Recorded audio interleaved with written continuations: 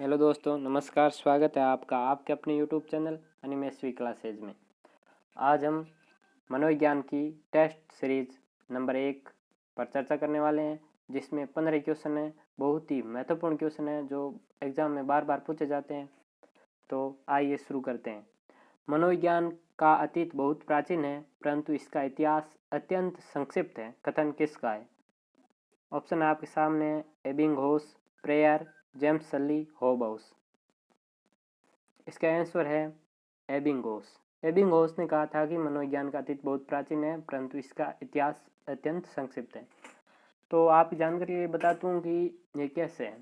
अतीत है जो मनोविज्ञान का पाषाण काल से प्रारंभ हुआ है, और इतिहास 300 ईसा पूर्व से विधिवत प्रारंभ हुआ है। अगले क्वेश्चन की ओर बढ़ते हैं। क्लासिकल कंडीशन के प्रणेता हैं थार्नडाइक, पावलोव, स्किनर, वाटसन। तो क्लासिकल कंडीशन के प्रणेता हैं पावलोव। पावलोव इसे क्लासिक कंडीशन यानी शास्त्रीय अनुबंधन का सिद्धांत पावलोव ने भोजन और प्रकाश की उपस्थिति में कुत्ते पर प्रयोग किया था। कुत्ते पर प्रयोग करके यह सिद्धांत पावलोव ने दिया। वह भारतीय शिक्षाविद जिन्होंने मुक्त विद्यालय शिक्षा का विचार दिया: अरविंद घोष, रविंद्रनाथ ठाकुर, गिजुभाई, महात्मा गांधी। वह भारतीय शिक्षाविद रविंद्रनाथ ठाकुर थे जिन्होंने मुक्त विद्यालय शिक्षा का विचार दिया। रविंद्रनाथ ठाकुर ने शांति निकेतन विद्यालय की स्थापना 1921 में की थी, जो वर्तमान में विश्व भारती विश्वविद्यालय के नाम से जाना जाता है। और एनसीएफ 2005 इन्हीं के विचारों पर आधारित है। इनका एक कथन है कि सृजनात्मकता उदार आनंद बचपन की अनमोल कुंजी है, और नासमझ विश्व ने इसमें विकृति उत्पन्न करती है। बहुत ही इंपॉर्टेंट कथन है, ये भी याद रखना दोस्तों। अगले क्वेश्चन की ओर बढ़ते हैं। मनोविज्ञान की वह विधि जिसमें किसी व्यक्ति अथवा व्यक्ति समूह का अध्ययन दीर्घ काल तक किया जाता है: अनुप्रस्थ काट विधि, कालानुक्रम विधि, अनुक्रमिक डिजाइन विधि, मनोभौतिकी विधि। तो यह विधि है बी, कालानुक्रम विधि। अगली क्वेश्चन की ओर बढ़ते हैं। आधुनिक संज्ञानात्मक मनोविज्ञान का जनक है जीन पियाजे, Jerome Bruner, Miller, David Ausubel. तो आधुनिक संज्ञानात्मक मनोविज्ञान के जनक डेविड आशुबोल है। तो दोस्तों, आपको क्वेश्चन अगर अच्छे लग रहे हैं तो वीडियो को लाइक भी करते हैं, और ये टेस्ट सीरीज लगातार चलने वाली है। तो आप एनिमेस्वी क्लासेज को सब्सक्राइब भी करते हैं, बेल आइकन भी प्रेस कर दें, ताकि आपको अगली टेस्ट सीरीज आने पर नोटिफिकेशन मिल जाए। बाल मनोविज्ञान के आधार पर कौन सा कथन सर्वोत्तम है? सारे बच्चे एक जैसे होते हैं, कुछ बच्चे एक जैसे होते हैं, कुछ बच्चे विशिष्ट होते हैं, प्रत्येक बच्चा विशिष्ट होता है। बाल मनोविज्ञान के आधार पर सर्वोत्तम कथन ये है कि प्रत्येक बच्चा विशिष्ट होता है। अगला क्वेश्चन है, किस उपगम को मनोविज्ञान का प्रथम बल कहा जाता है? व्यवहारवादी उपगम, मनोविश्लेषणात्मक उपगम, मानवतावादी उपगम, साचर्यवादी उपगम। मनोविज्ञान का प्रथम बल मनोविश्लेषणात्मक उपगम को कहा जाता है। मनोविश्लेषणात्मक उपगम सिगमंड फ्राइड ने दिया था। फ्राइड के अनुसार अचेतन मस्तिष्क में स्थित लिबिडो यानी कि काम प्रवृत्ति का कारण 5 प्रकार की मनोलैंगिक अवस्थाओं से व्यक्तित्व का विकास होता है। वो अगले किसी वीडियो में 5 प्रकार की मनोलैंगिक अवस्थाओं के बारे में चर्चा करेंगे। निम्न में से किसका अर्थ आकार बढ़ने से है? अभिवृद्धि, विकास, परिपक्वता, उन्नयन।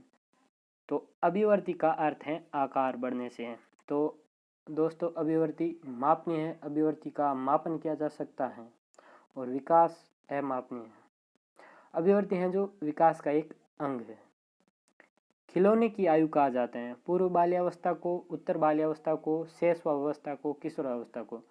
खिलौने की आयु पूर्व बाल्यावस्था को कहा जाता है, और बाल्यावस्था 6 से 12 वर्ष तक होती हैं, जिसमें 6 से 9 तक पूर्व बाल्यावस्था होती है। तो 6 से 9 वर्ष की आयु को खिलौनों की आयु कहा जाता है।